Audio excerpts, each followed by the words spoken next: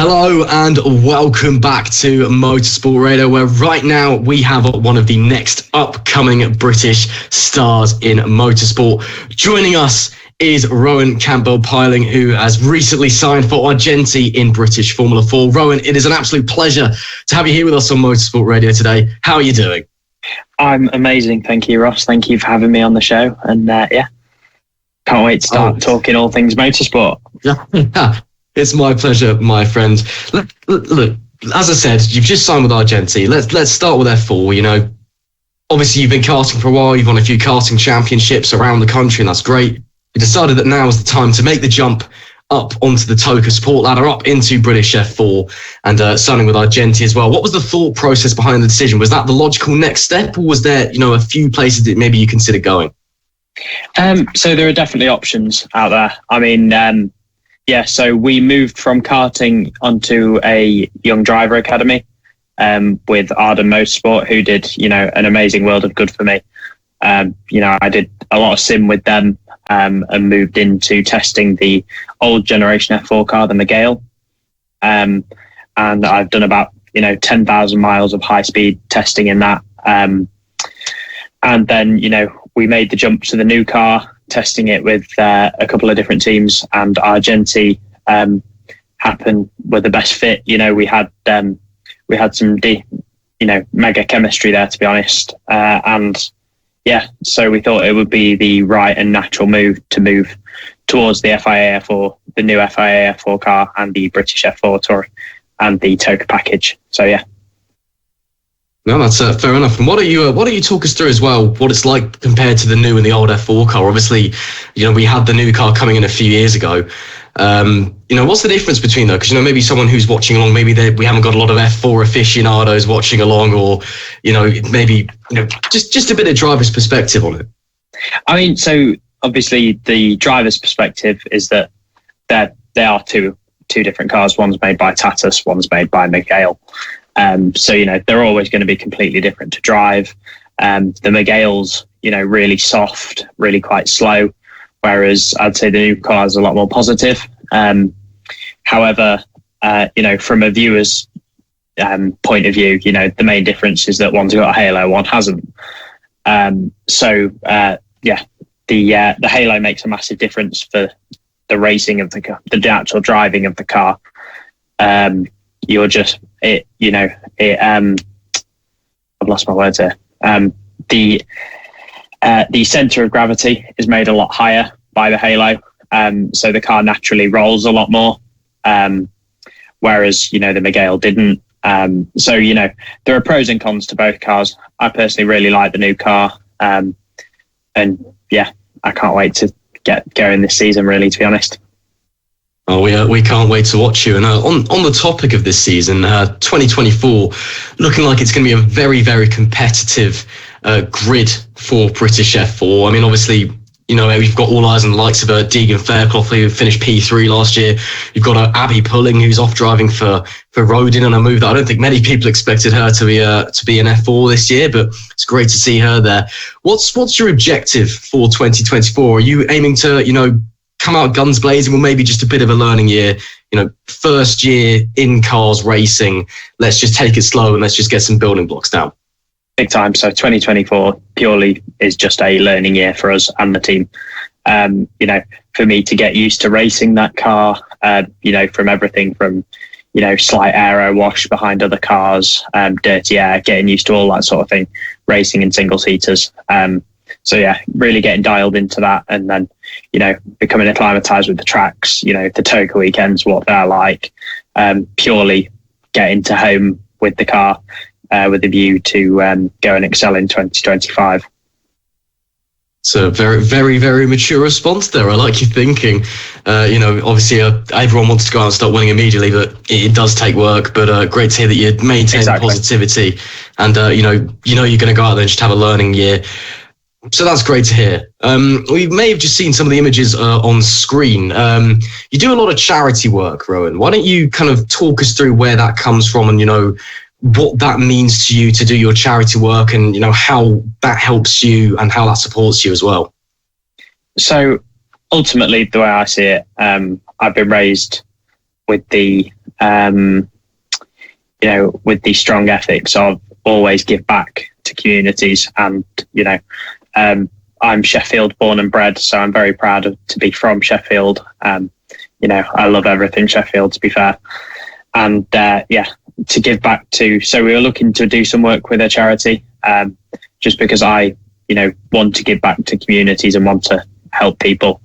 And, it's been sort of a family almost ethos of ours for generations now. So, just to give back and be generous. So I wanted to work with a charity, and a opportunity came about with the Sheffield Children's Hospital charity, who have done, an incredible amount of work in Sheffield, supporting the Children's Hospital charity, most notably at the moment they're building a helipad on top of the Children's Hospital, which should be incredible, to get more and more patients in and out, especially, the patients that are in serious critical medical conditions that do need that air support. They can be flown straight into the hospital now, which, is incredible, really. Just supporting them and, knowing that it's the right thing to do, really. It's nice to be important, but it's more important to be nice. And that's a big quote that I try and live by. Well, that's a phenomenal reason. Great to hear that you're fully behind this cause and giving back, as you said.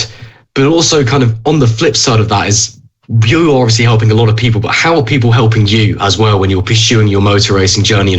What's the support like from your family, your friends, from school? You're only 17, you're still in school at the moment. What's it like?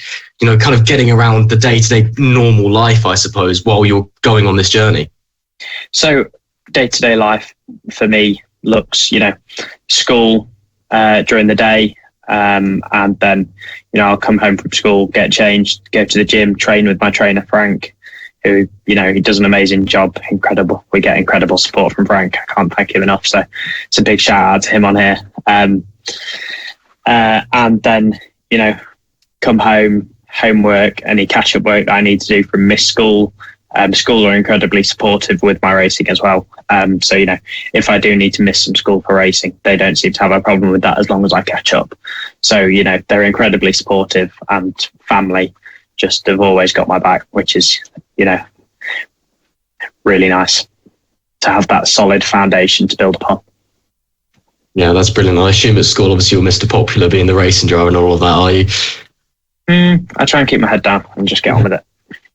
That's great to hear. That is great to hear. And what was it like, when it started to get serious for you, racing as well, and, kind of having these conversations about, the sacrifices that you have to make with the likes of school and, your social life? Was there a point where you sat down, with your family and with, your manager and whatever, and went, this is something that we could really do, we could really pursue this journey? When was that point happen to you, or was motor racing always the be all and end all? So I've always loved motorsport through and through. I've sort of always really wanted to go towards the motorsport career path, whether that is through an academic route or through a driver route. I didn't know. I now know that I want to go through the driver route, but motorsport was sort of always the aim, really. I've got a really deep love for motorsport, so yeah. So it's just always been, it's motorsport or bust, basically. You've always got to have backup plans. Yeah. And you can never put all your eggs in one basket. However, I do, I really love motorsport through and through, and I can't, Just out of curiosity. It's my love. Out of curiosity, you said that if you weren't being a driver, you'd be in motorsport some other way. What's the kind of, let's just say that you're not a racing driver. Well, what's the career path looking like in motorsport for you then? Just out of curiosity. I love motorsport through and through, so any job within motorsport I would love to do. I can't get enough of it. So, I love it through and through. I'll say it over and over again. Yeah, it's good to see that you've got that passion. What struck that passion though? Was it a family business, or did you just kind of fall in love with it almost by accident? Is there a point which you can kind of point to? I started off very early on two wheels, so trials bikes, and then had to go indoor karting at a family friend's karting track in Pontefract back then. From there, I really fell in love with four wheels.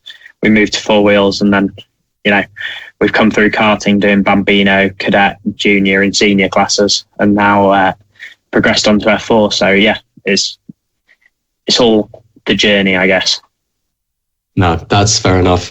And who inspires you as well in motorsport is another question I think a lot of people are really interested to know from drivers. Is there anybody that you look up throughout history and gone, I'd love to race with you, or, you are someone that puts a smile on my face and makes me want to be in a car? Who are those people for you?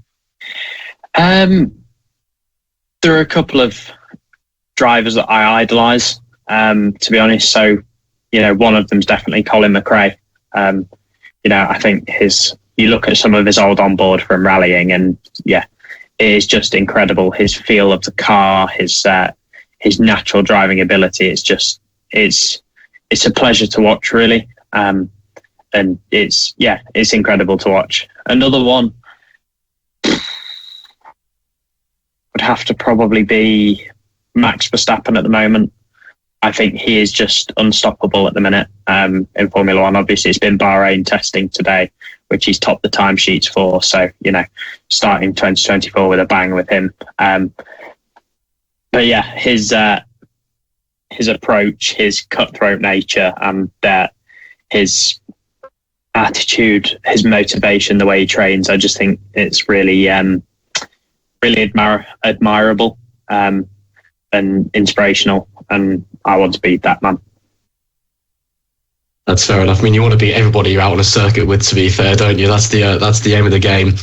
And on the subject of aim of the game, what's your aspirations from this journey that you're on? Do you already have your sights set on the likes of, Formula One or another series, or is it just go with the flow, take each year as it comes, and just see what happens? My dream one day is to be Formula One world champion. And, I feel like, a lot of people want to be I had an opportunity to go there. I would want to be competitive, and, I wouldn't want to go in a car and, know that the best result I could come away with was, a P10. And, we're not aiming for the win. So whatever I do, I want to be competitive in and fighting at the front. And if the car, prevents me from doing that, then I wouldn't want to go there. However, any job in motorsport, like I said, is my dream. So yeah. Let's talk your kind of day-to-day life now. Obviously, you're sat there at the moment on a very lovely looking sim rig. You said just before we got started, that you've got a race coming up after the interview is done. You clearly put a lot of work in the sim rig. You already mentioned your trainer Frank and the work that you put in with him. Obviously to be a racing driver requires a lot of discipline, requires a lot of work. What's that impact on you? What are the sacrifices that you have to make to get that? Obviously, we talked about your schoolwork already and how you have to catch up on that. But is there anything else which is, you really kind of have to leave aside to focus on this journey? I think you've just got to give, 110% to everything you do. Whether that is, your training, your sim work. So like now I'll do prep for, upcoming tests and that sort of thing. So, preparing and doing miles on the track before you even get there, it's a massive benefit. And yeah, just giving 110% to everything you do, whether that is school or, your training or your sim or, when you are out in the real car, just everything, you got to go full guns blazing at it. Absolutely. And you mentioned as well that you're off to Zandvoort over the weekend as well. What's that for? Just a bit more, time in the car, time on track, a bit more testing, ready for the season? Yeah. So it's purely testing next week. So early next week, bit of Zandvoort testing, which should be mega. It'll be my first ever time abroad in the car. So yeah, I can't wait for it. I'm absolutely buzzing. I can't believe Zandvoort's on the calendar this year. So it was a very pleasant surprise when I saw that pop up. So yeah, it means I get a trip abroad this year. And I can't wait to get driving around Zandvoort early next week. Yeah, well, hopefully it all goes well for you. I think you're not the only one who's very excited for F4 to be heading to Zandvoort this season. But again, like you said earlier, British F4 Championship, it's looking to be a learning year, but you're still, getting out there and giving it all you can, which is great to see. Is it one of those years where you'll go in and it's learning year and you're not too worried about results? Or are you thinking, maybe I'd like to pick up the odd podium, the odd win here and there, and I'm still going to go out there and give it all I got? I mean, ultimately, I race to win, and I want to do the best. I want the best possible results I can physically bring. So I need to make sure that I'm in the best place possible when I do get in that car, to bring home a really good result. Ultimately, this year is a learning year. So, just learning, getting used to everything and getting acclimatized. Results will come with time and experience, so I'm not too worried about the results. They will naturally start coming more. Just learn, get used to the car and, get acclimatized. And once that's all in place, the stars will align, as they say. Yeah, absolutely. Let's talk recent news for you now. Monday, it got announced that you are joining the Motorsport UK Driver Academy. Congratulations for starters. That's fantastic news for you. What does that mean for you? What are the support that they're going to be giving you? What's it like to be in, such a prestigious academy? Where are you looking to take this as you go forward? We get incredible support from all the team at Motorsport UK Academy. We get, 4 events this year, which I can't wait for. One's at Silverstone being tested in the Porsche Human Performance Lab. As you can see the photo up there now of me just getting my license at Motorsport UK. The support we get's incredible. We get, lectures on the media side of things, how to attract sponsorship, all sides of racing, because there's not just the driving, there's, loads of other sides of it. There's obviously the media that I'm doing now. There's fitness. There's sim prep. There's all sorts. So and so much detail behind it as well.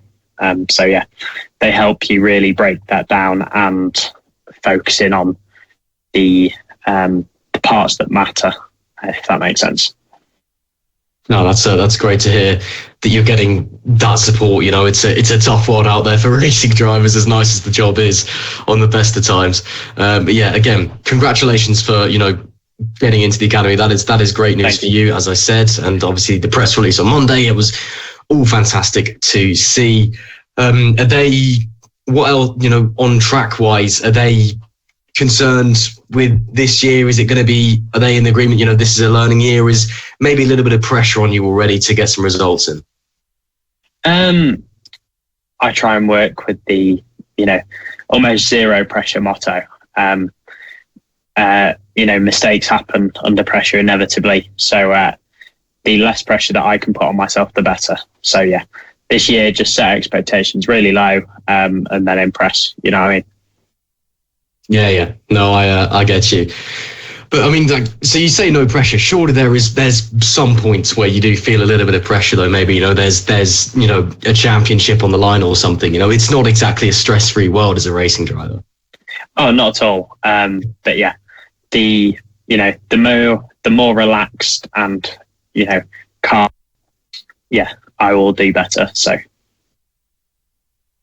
no, that is absolutely fair enough. So it's great to hear all that news about you on the academy, as I said, and great to hear that they are giving you that support and that you have that support network behind you. Looking forward then, let's talk 2025. You said 2024, this year's a learning year for you. 2025, I assume you'll be staying in F4, gunning for the title. That is the plan. You've hit the nail on the head there, Ross. I try my best. I do try my best. Let's assume then 2025, you get the title. What's the plan after that? We talking Formula 3, Formula Regional Europe? Are we maybe staying on the TOCA circuit and going and doing something like Clio Cup or Porsche Super Cup, something like that? Or have you not really got that far ahead yet? I think single-seaters, definitely. Stay single-seaters. I think that's the route for me. and just see where the path takes us, I guess.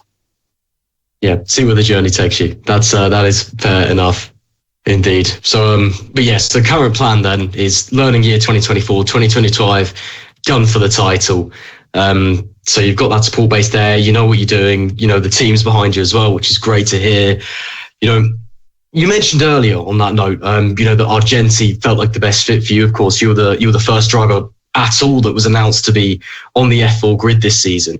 What really called you to Argenti? You said before as well that you'd had a relationship with Arden previously on their Young Racing Driver Academy. What was the pull to Argenti? What made you think, this is the team that I want to step in to, begin my Formula 4 journey? I mean, so we went with the test with them. It went really well. I think there was an immediate bond there, if you like.